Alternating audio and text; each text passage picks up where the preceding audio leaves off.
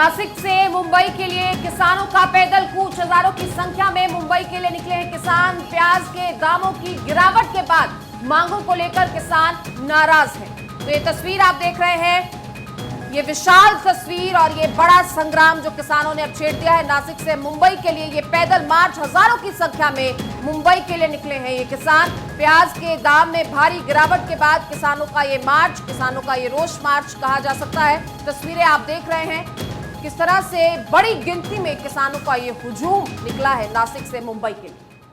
देखिए, बिल्कुल तस्वीरें आप देख रहे हैं नासिक से मुंबई के लिए किसानों का ये पैदल कूच, और वजह है जो लगातार प्याज के दाम गिर रहे हैं उसको लेकर। और इससे पहले भी आपने तस्वीर देखी होगी, कभी सूखे की मार तो कभी प्याज के गिरते दाम। यहाँ पर खासतौर पर अगर नासिक की बात करते हैं तो यहाँ पर एक बड़ा विषय हमेशा से रहा है, और एक बार फिर से नासिक से मुंबई के लिए किसानों ने ये पैदल कूच किया है, और हजारों की संख्या में ही पैदल कूच में नजर आ रहे हैं ये किसान। तो बड़ी संख्या में किसानों का जुटना, हालांकि इससे पहले भी हमने कई तस्वीरें देखी हैं। किसान आंदोलन भी आपको याद होगा, जब अपने हकों के लेकर किस तरीके से ये किसान जुटे थे। और एक बार फिर से देखिए, इस बार वजह यह है कि प्याज के दामों में लगातार जो गिरावट दर्ज की जा रही है, ऐसे में किसानों को भारी नुकसान हो रहा है। तो इस नुकसान की आखिर भरपाई कौन करेगा? हजारों की संख्या में मुंबई के लिए ये किसान यहाँ पे कूच किए हुए दिखाई दे रहे हैं। पॉलिटिकल एडिटर अदिति नागर इस वक्त हमारे साथ जुड़ चुकी हैं। अदिति जी, तस्वीरें हम देख रहे हैं, बड़ी संख्या में किसानों का ये जुटना और ये पैदल कूच क्या संकेत यहाँ पे देता है? देखिए, बजट सत्र को पूरी तरीके से हिला दिया था किसानों के मुद्दे ने, और जो मुख्यमंत्री थे वो लगातार 200 से 300 रुपये प्रति क्विंटल के जो एक कमेटी भी बनाई गई थी। मुद्दा दरअसल ये है कि जो प्याज के जो दाम हैं वो किसानों को ढंग से उतने जितने मिलने चाहिए नहीं मिल रहे थे। लंबे समय से ये बात चल रही थी।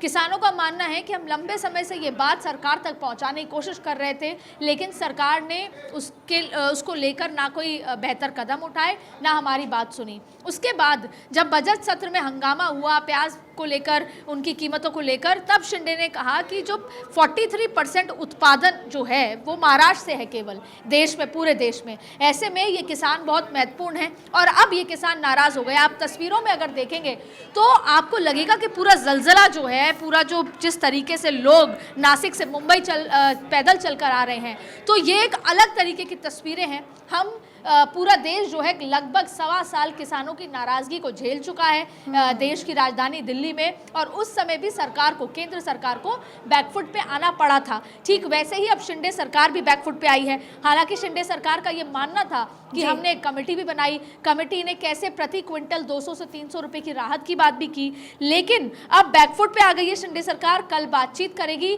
और अब जब दिल्ली में जो पावर कॉरिडोर्स हैं और जो दिल्ली में जो बड़े नेता हैं, जो आला कमान हैं, उनसे फडणवीस की जब फ़ोन पर बात हुई, लगातार अपडेट हुआ, तो ऐसे में पूरी तरीके से सीज फायर की बात कही गई जी।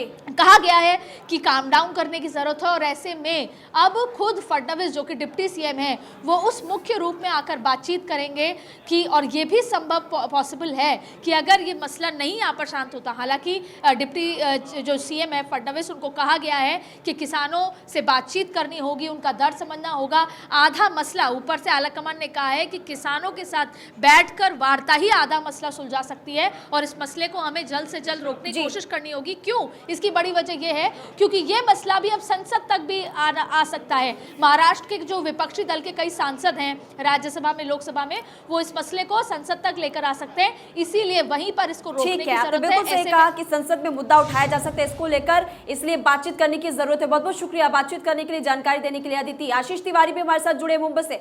आशीष, ये पदयात्रा किसानों की कई मांगे इनकी लगातार रखी जा रही है। अब ऐसे में क्योंकि अदिति की तरफ से भी कहा गया कि फडणवीस खुद यहाँ पर बैठक करने वाले, बातचीत वो कर सकते हैं और फिर हो सकता है कि मसला सुलझ जाए।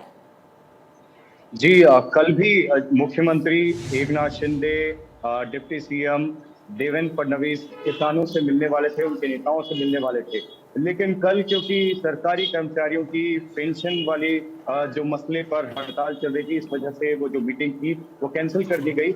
लेकिन अब ये पता चल रहा है कि दोनों की तरफ से ही कभी भी इन किसानों के नेताओं के साथ मीटिंग हो सकती है।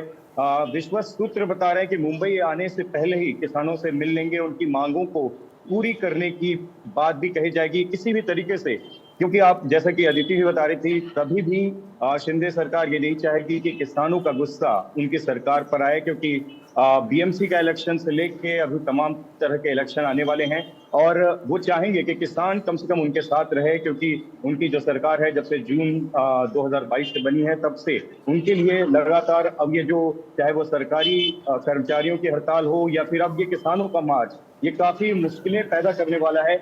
इसलिए विश्वस्त सूत्र बता रहे हैं कि किसी भी तरीके से शिंदे और देवेंद्र फडणवीस इन किसानों के नेताओं से मिलेंगे। हालांकि ये भी पता चला था कि आज भी मुलाकात की कोशिश की जा रही थी, लेकिन क्योंकि कल जो मुलाकात की बात कही गई थी, किसान के नेता मान भी गए थे, किसानों के नेता, लेकिन क्योंकि हड़ताली जो कर्मचारी थे उनकी वजह से वो मीटिंग कैंसिल कर दी गई। आज कहीं ना कहीं गुस्सा था किसानों के नेताओं में, इसलिए आज वो मिलना नहीं चाह रहे थे। लेकिन जो पार्टी के लोग हैं ये बता रहे हैं कि किसी भी तरीके से दोनों ही जो नेता हैं, चाहे वो एकनाथ शिंदे हों या फिर देवेंद्र फडणवीस, इन किसानों के नेताओं से मिलेंगे, इनकी मांगों को पूरी करने की बात रखेंगे और ये कोशिश करेंगे कि मुंबई आने से पहले ही ये जो पैदल मार्च है, ये जो काफिला निकल चुका है नासिक से, वो खत्म हो जाए।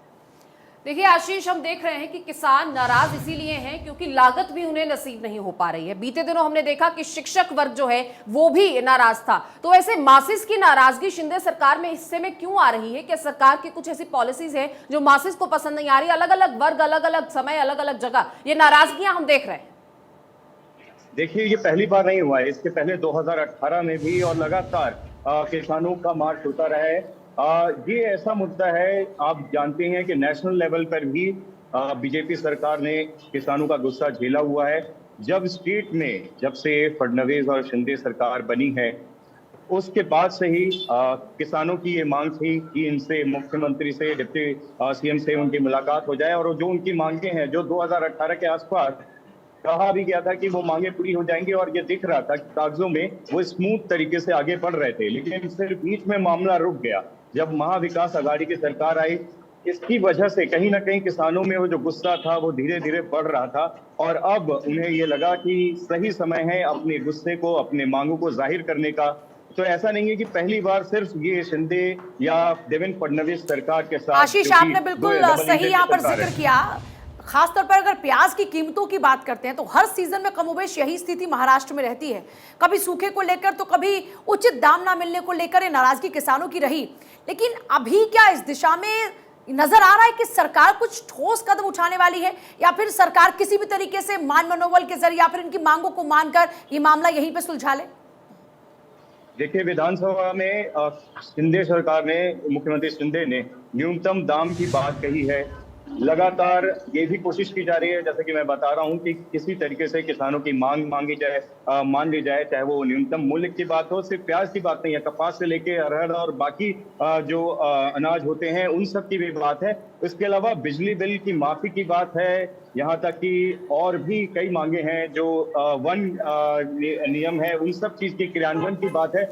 उन सब चीजों पे भी सरकार ये कोशिश कर रही है कि किसी तरीके से किसानों का गुस्सा जो है उसको शांत किया जाए और उनके हक में कुछ काम किया जाए, क्योंकि किसान, आपको मालूम है, हम कृषि प्रधान देश हैं और हमारे किसान अगर नाराज रहेंगे, उनको वैसे भी बहुत जो बड़ी मुश्किलों से वो अपने अनाज को, वो पूरे देश को अन्न उगा कर देते हैं। कहीं ना कहीं ये सरकार नहीं चाहेगी कि वो जो गुस्सा है वो दिखाई दे, क्योंकि आपको पता ही है कि जो अफसर हैं, जो सरकारी कर्मचारी हैं, वो भी गुस्से में है, वो हड़ताल पर हैं। उसके बाद अगर किसान भी पैदल मार्च में इस तरीके से रोड पर आ जाएगा तो कहीं ना कहीं सरकार के लिए लगातार मुश्किलों का, बिल्कुल सरकार के लिए मुश्किलों का सबब बनेगा।